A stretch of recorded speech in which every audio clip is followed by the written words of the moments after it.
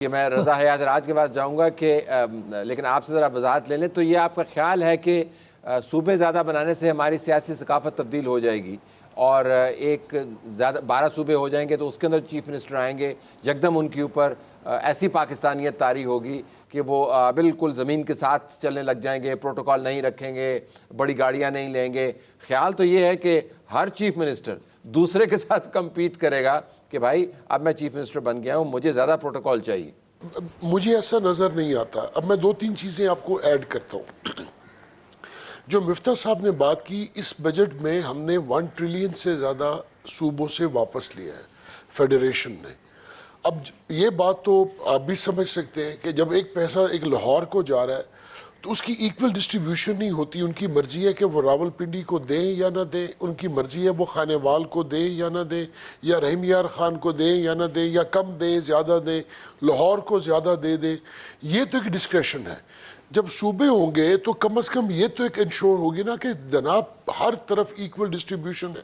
آپ بلوچستان کا ایشو دیکھ لیجئے، اگر وہاں پہ جو لا اینڈ آرڈر سچویشن ہے اس کی ریزن کیا ہے کہ ایک بندے کے ہاتھ میں لاتعداد پیسہ ہے اور وہ ایک ایریے کو پکڑ کے اس کو اپنے طریقے سے چلاتا ہے، باقی لوگوں میں محرومی ہے. تو یہ محرومیت جو ہے نا جی، یہ کاز بنتی ہے بہت ساری لا اینڈ آرڈر سچویشن کی. یہ تو ہوگی ایک بات.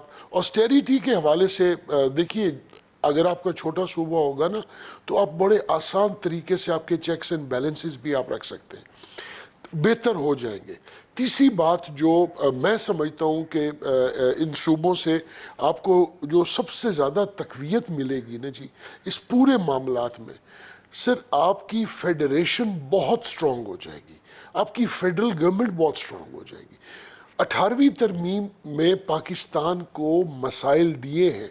یہ شاید آنریبل منسٹر رہے ہیں مفتاح صاحب بھی اور پل ڈیٹ والے جو مہربان ہیں. 18ویں ترمیم آئین کی ترمیم ہے، اس پہ تنقید نہیں کر رہا، لیکن اس کی وجہ سے کمپلیکیشنز آئی ہیں. ڈیوالوڈ سبجیکٹس ہیں. چھوٹے صوبے ہوں گے تو آپ کے سبجیکٹس جو ڈیوالوڈ ہیں، فرض کر لیجیے اگر آپ نے law and order, health, education اور ایسے 2-3 اور پاپولیشن، یہ سبجیکٹس آپ نے ڈیوالو کر دیے، ایگریکلچر کو ڈیوالو کر دیا، تو ایک کمپٹیشن بڑا ہیلدی ہو جائے گا. ہیلدی دیکھیں جی جنوبی پنجاب میں تو ان کا کریکلم. آپ نے ایک بڑی زبردست بات کی.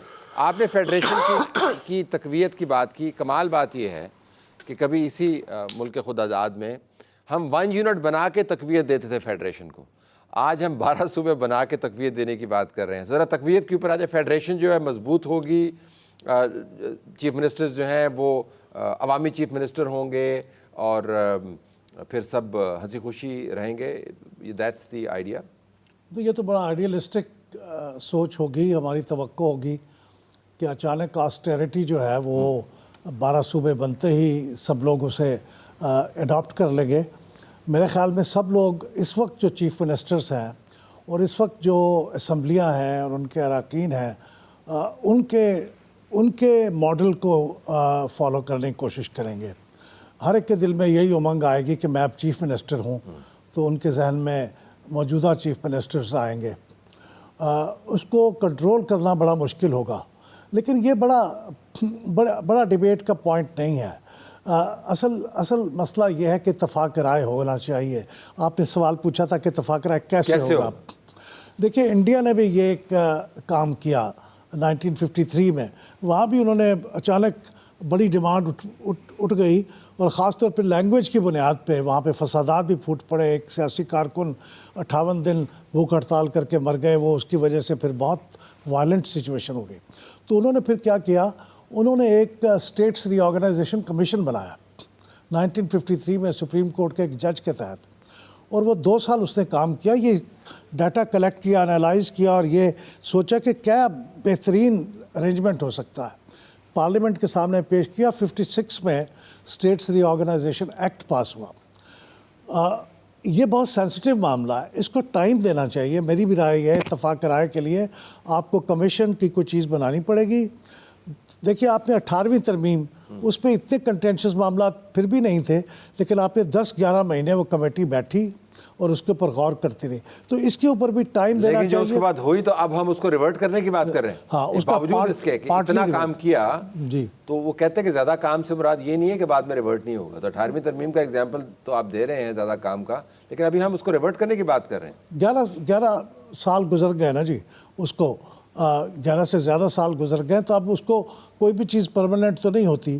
اس کو تجربے نے ثابت کیا ہے کوئی چیز ٹھیک نہیں ہے تو اس کو آپ امینڈ کر لیں, لیکن اتنا وقت تو آپ کو کم از کم دینا چاہیے. وقت تو دینا چاہیے. آپ مفتی صاحب اگر میں آپ سے پوچھ پاؤں, ہم نے ریونیو جنریٹ کرنا ہے اور کہا جا رہا ہے کہ پہلے اپنے خرچے کم کرنے ہیں پھر ریونیو جنریٹ کرنا ہے. اگر میں آپ سے پوچھ پاؤں کہ ریونیو جنریٹ کرنا زیادہ صوبوں کے ذریعے زیادہ بہتر ہے یا توانا اور اچھا لوکل باڈیز کا نظام جس کے اندر آپ بالکل ٹیکسیشن کو لوکل لیول کے اوپر لے جائیں اور وہاں پر اختیارات کی تفویض بھی وہیں پہ کریں, لوکل باڈیز کیوں نہیں, صوبے کیوں؟ دیکھیں, ایک لوکل باڈیز اور چھوٹے صوبے دونوں ایک ساتھ ہو سکتے ہیں. جس صوبے میں آپ کو کنسنسس ہو جاتا ہے کہ وہاں چھوٹے صوبے بنا لیں, وہاں چھوٹے صوبے بنا لیں, وہ زیادہ دیرپا ہے. نہیں تو لوکل باڈیز کریں. مسئلہ اصل میں یہ ہے کہ جو 3 پارٹیاں ہماری جو بڑی ہیں پاکستان کی, وہ تینوں لوکل باڈیز نہیں چاہتی. آپ نے 2008 میں جیسے ہی جمہوریت پھر سے آغاز ہوا تو سب سے پہلے لوکل باڈیز ختم کر دیں. اب 2009 کے اندر آپ نے یہ پاس کیا ہے NFC ایوارڈ جو 2010 میں اپلائی ہوا ہے, اور 2010 میں 18ویں ترمیم ہوئی ہے, لیکن اس کے بعد لوکل باڈیز کی طرف تو کوئی بھی نہیں گئے. اور جو رضا بھائی بات کر رہے تھے ان کی بات کو میں آگے بڑھاؤں, اور انہوں نے بڑی اچھی بات کی کہ فیڈریشن مضبوط ہو جائے گی. انہوں نے یہ نہیں کہا کہ فیڈرل گورنمنٹ مضبوط ہو جائے گی.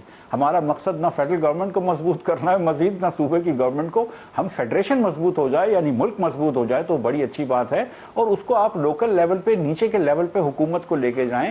کوئی سینس نہیں ہے سر خدا کے واسطے کہ کراچی کے اندر کچرے اٹھانے کا کورنگی کے اندر فیصلہ جو ہے وہ سندھ حکومت کی طرف ہو, وہ تو لوکل ڈسٹرکٹ کاؤنسل کے اندر ہونا چاہیے. اور ایک اور بات جو رضا بھائی کی تھی اس کو بھی میں تائید کر دوں کہ پچھلے سال اینول ڈیولپمنٹ پلانز میں پنجاب نے ہر لاہور کے سٹیزن کے اوپر, لاہور ڈویژن کی بات کر رہا ہوں, ڈسٹرکٹ کی نہیں, لاہور ڈویژن کے اوپر 13,240 روپے فی پرسن خرچ کیا ہے.